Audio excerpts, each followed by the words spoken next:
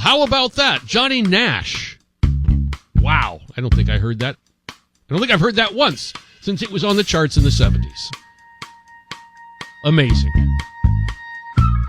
A quick look at traffic for you.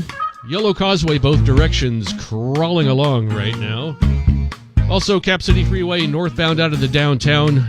Slow until you pass the American River and get out to this area. And coming in from Roseville, westbound 80 is slowing up at Greenback Lane. And now, due to circumstances beyond our control, here is Sonoma's worst Mexican, Dan in Sonoma.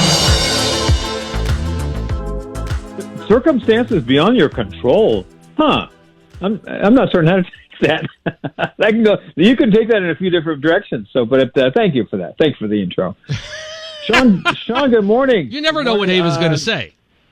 No, I like the unpredictability of Ava. That's very exciting. Well, actually, we have to give her that. She is unpredictable. Oh, right. I like it. What is predictable is shootings every weekend in Chicago. I'm sorry to say it is Monday. This weekend shooting, 30 people shot, 6 dead, and that's kind of low given the absolute volatility of the Democrat convention last week. I mean, you had thousands of people in a raging mob, and the police were using the Chicago police normally are not known for their forcefulness. They were very forceful against those Hamas pro-Hamas protesters. So, but anyway, so that's what happened this weekend over the weekend. 30 shot, 6 dead. We talk and complain about how horrific and evil the Democrat Party has become, but the media, which is protecting this evil, which is what the Democrat Party has become, they're just as bad. And this goes back to that argument I had with Phil, a rare argument, when the discussion came up of the media being the enemy of the people. And he said, well, he agrees with that, but he didn't like the sound of it. And I said, I don't care about how it sounds. It's true. And now, lo and behold, it is proving itself right in front of everyone just how sick and evil this media is, protecting the Democrats at every turn. Wasn't the reason he didn't like it because didn't Stalin say that at one point? I think you're correct. Or was Your it memory's Khrushchev? Better than I am. No, I think you're correct. That he did bring that up. But then again, that proves my point. We are in a communist Stalinist Khrushchevian, and that's hard to say first thing on a Monday morning. We're in that sort of mindset. What have the Democrats become? Full-blown communism. Yeah. And so the media's protecting all that. So I was right, I'm sorry to say. Phil, you were wrong. Stay with your comic books. I love Phil. I love teasing Phil. But here's the thing. Again, we recognize it.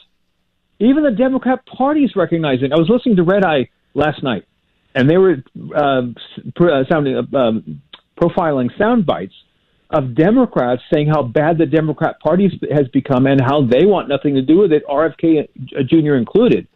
And he said something I've been saying for the longest time. It's sad when Democrats are complaining about how bad their party's become and Republicans are just silent on the matter. That is interesting. That says it all right there, Dan. The Republicans they're not fighting. The only one that's fighting is Trump. They're doing what they always do, the Republicans. They're sitting in a corner, hiding, pretending they don't want to make any waves. They don't want to say anything. They'll just hope that the American voter will say, oh, yeah, Democrats are pretty bad. I guess I'll vote Republican. And then they'll win and claim victory and all that. But that you can't run that way. I mean, they could have record numbers in the Senate and in Congress if they actually tried and came up with a message, very much like Newt Gingrich did back with the Contract with America. That was the most successful time in Republican politics I've ever seen since Reagan. You actually make a stand, make a message, say, hey, you vote us in, this is what we're going to do, and it worked. Today, not a word from just barely a few of them. All you have are Ted Cruz, Ron DeSantis, but he's sort of, he's back in the state of Florida.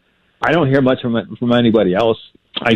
What I hear from Mike Johnson, the so-called speaker, is like, a couple meows, like a hurt kitten every so often. That's all we're getting out of this guy. There are so many Republicans that don't like Trump. There are. There's still that element. Yeah, there's still that element. It's pretty sick and sad. Hey, one thing before we run out of time, I've been wanting to mention this. A story came out last week of Yahya Sinwar.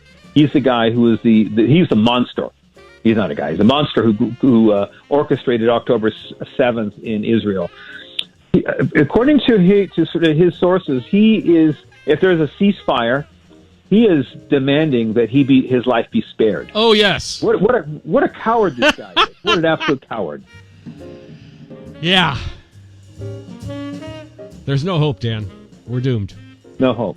By the way, I would not make this deal. I wouldn't make this deal. I would, No! Dead or alive, mostly dead. That's what I want. I just know Mostly dead. Yeah, mostly dead. And then we can. Thank you, Monty Python. That sounds like a Monty Python sketch. He's mostly dead. Yes, actually, that's true. I stumbled into that. All right. Hey, guys, I'm here all week. What can I say? Dan, thank you. Thank you for being here all Thanks. week. All right. Thanks. Have a great Talk day. to you tomorrow. It is 7:21, sunny and 94 today. 57 right now.